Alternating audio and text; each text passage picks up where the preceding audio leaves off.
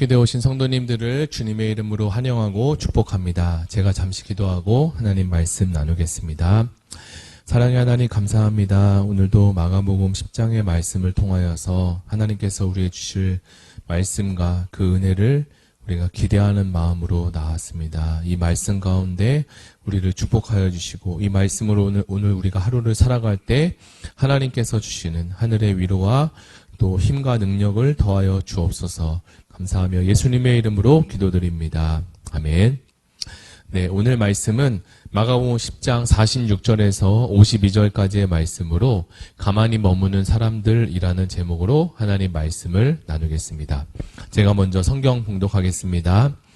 그들이 여리고에 이르렀더니 예수께서 제자들과 허다한 무리와 함께 여리고에서 나가실 때에 디메오의 아들인 맹인 거지 바디메오가 길가에 앉았다가 나사렛 예수시란 말을 듣고 소리질러 이르되 다윗의 자손 예수여 나를 불쌍히 여기소서 하거늘 많은 사람이 꾸짖어 잠잠하라 하되 그가 더욱 크게 소리질러 이르되 다윗의 자손이여 나를 불쌍히 여기소서 하는지라.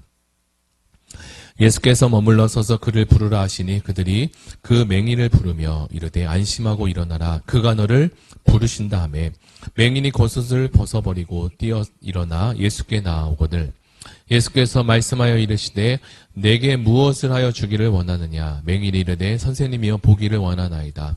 예수께서 이르시되 가라 내 믿음이 너를 구원하였느니라 하시니 그가 곧 보게 되어 예수를 길에서 따르니라. 아멘.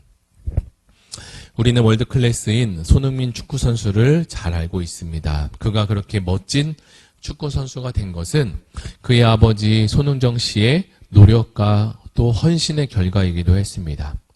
세계적인 무대에서 축구를 하기 위해서는 당연히 남들보다 실력이 탁월해야 했습니다. 그래서 그는 쉬고 싶을 때 쉬고 먹고 싶을 때 먹는다면 그가 다른 선수보다 실력이 뛰어나기는 어려웠을 것입니다. 예수님 당시에는 이 서기관과 바리새인들이 주름을 잡고 있던 시대였습니다. 그들은 백성들에게 자신이 알고 행하고 있는 신앙생활하는 방법을 알려주고 그렇게 따르기를 원했습니다.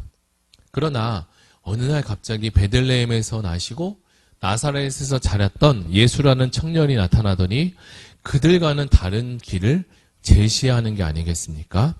예수님은 왜 그러셨을까요? 예수님은 태어났을 때부터 인생의 목적과 방향이 달랐습니다. 예수님은 사람의 인기나 명예에는 관심이 없었고 오히려 하나님 아버지의 마음과 관심뿐이었습니다. 주님은 자신이 이 땅에 오신 목적을 분명히 알고 계셨기에 그래서 생각을 하나 해도 말씀을 하나하나 해도 오직 하나님의 뜻을 향하길 원하셨습니다.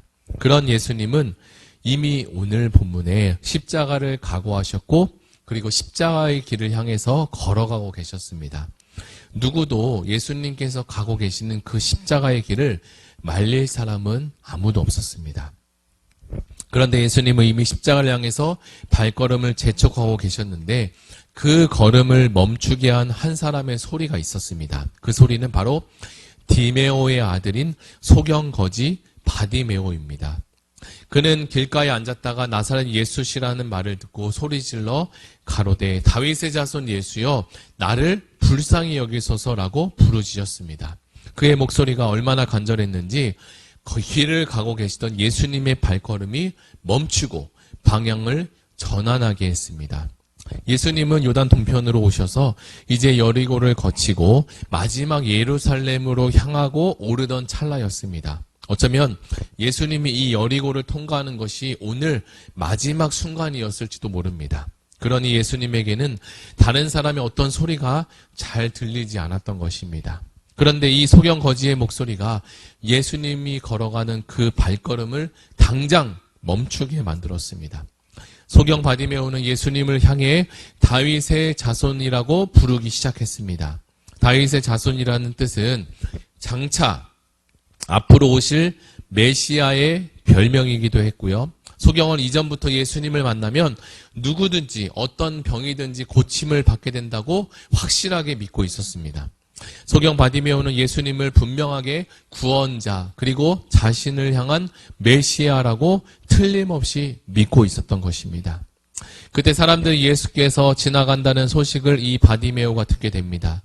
그 소리를 들은 이 바디메오는 자신이 소경이라서 눈으로 예수님을 보이지 않았지만 이 기회를 놓치지 않고 소리를 질러댔습니다. 성경을 보니까 하나님의 축복과 은혜를 받은 사람의 공통점이 있는데 그들은 하나같이 가만히 머물러 있는 사람이 아니었습니다. 자신에게 기회가 주어졌을 때 이 기회를 놓치지 않고 마음을 다하고 뜻을 다한 이들에게 하나님의 은혜와 축복이 주어졌다는 사실을 우리는 보게 됩니다. 우리의 구원은 전적인 하나님의 은혜인 것은 분명하지만 이 땅을 살면서 우리가 받는 복들은 하나님께 좀 더 적극적이고 긍정적인 필요가 있다는 사실입니다. 우리의 신앙이 너무 내성적이면 안 된다는 사실입니다.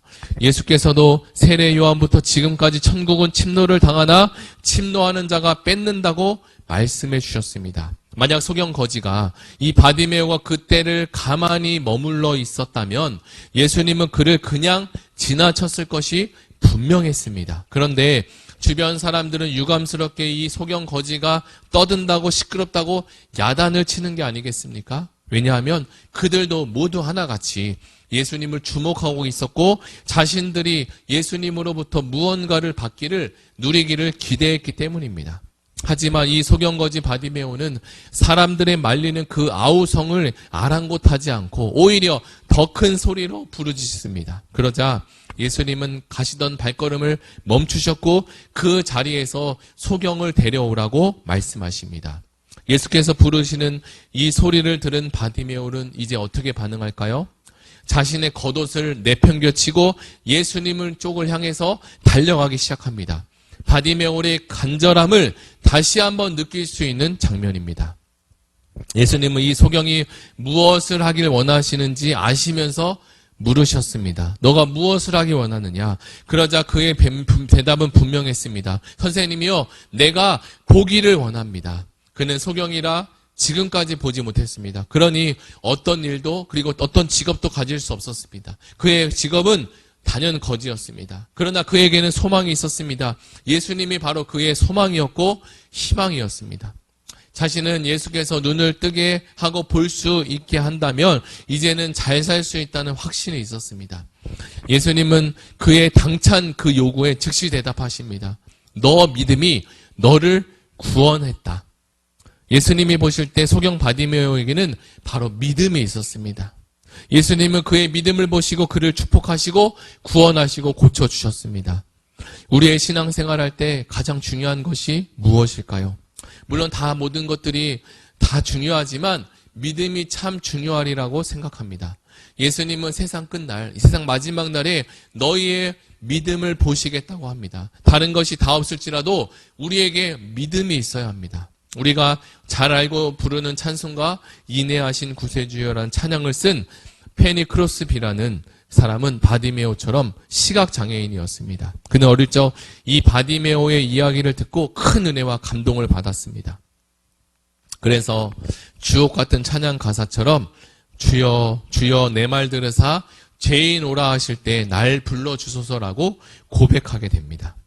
한국교회는 열정과 희생과 헌신을 빼고는 이야기할 수 없을 것입니다. 그러나 지금의 교회는 이러한 열정과 뜨거움이 사라진 지 오래된 것 같습니다.